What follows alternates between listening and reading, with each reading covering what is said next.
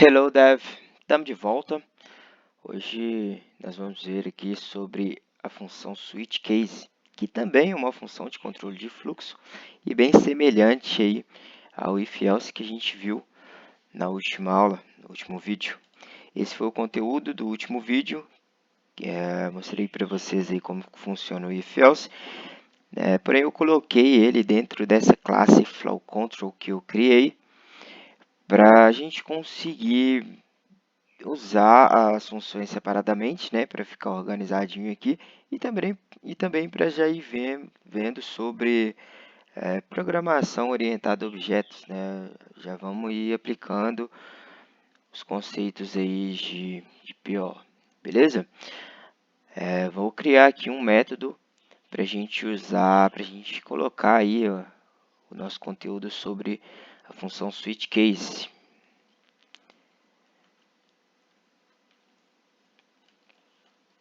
Criei um método void aqui que não vai retornar nada, né? Só para a gente ver o funcionamento aqui dessa função. Bom, vamos lá. A sintaxe, primeiro, vai ficar da seguinte forma. Tá? Vai ficar o switch. E aqui dentro desse parêntese, a gente vai colocar a variável que a gente vai usar como parâmetro, né? Para fazer as comparações, né? Para ver os casos. Beleza? Vamos usar essa variável idade mesmo que a gente usou anteriormente.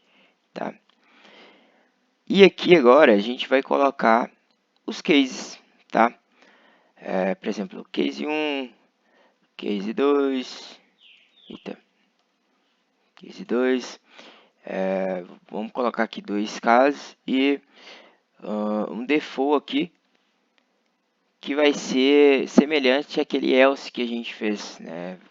Se não bater em nenhum desses casos, ele vai vir para o default, beleza? Só que ao invés desse case 1 e 2 aqui, a gente já deve colocar o valor que a gente quer testar.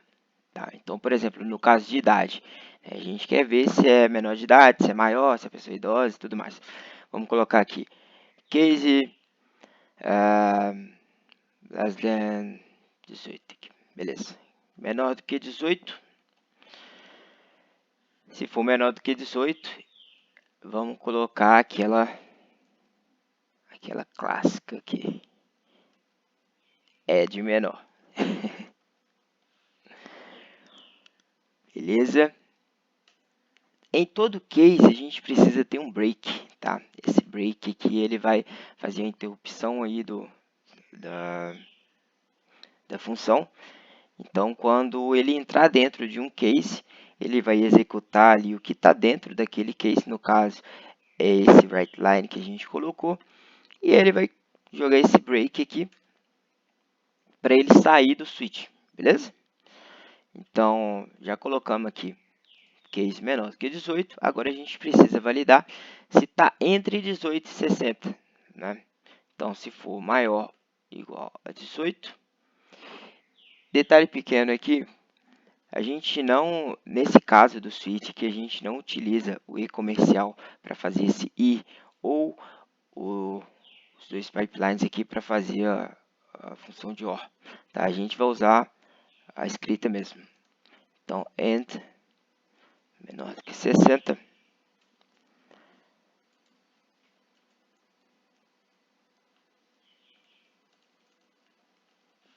É de maior,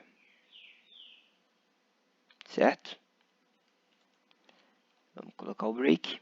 E aqui no default, a gente não precisa colocar nenhuma condição, igual a gente colocou menor do que 18, maior ou igual a 18, né? Entre 18 e 60 e tal. A gente não precisa colocar nenhuma condição, porque se ele bater nos dois cases e não der match, né?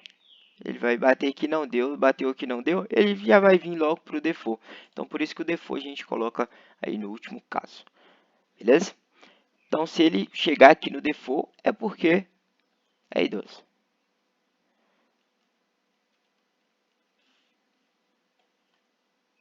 E falta o nosso break. Beleza. Basicamente, essa é a estrutura do switch. Tá? Agora, para chamar, para a gente ver rodando aqui, eu vou criar uma instância dessa classe FlowControl. Como boa prática aqui, vamos colocar a inicial minúscula, tá? E para criar a instância, é só chamar a classe da seguinte forma. E agora, eu vou procurar aqui o nosso método que já está aqui, ó, switchCaseFunction. Como ele não está recebendo nenhum parâmetro, não precisa passar nada dentro do parêntese. Para executar, só dá um .NET Run. E ele vai retornar aqui para a gente, ó, o resultado é de menor. Por que é de menor? Porque a idade que a gente está comparando, ela está setada como 15. Se eu colocar, por exemplo, como 30 aqui, ele vai retornar para a gente que é de maior. E se eu colocar como 70, por exemplo,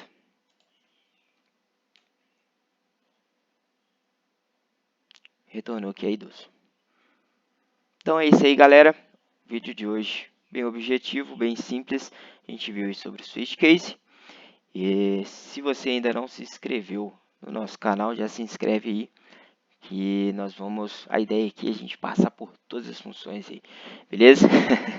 Tamo junto, valeu demais. Até o próximo vídeo. Deixa o like aí. É nóis.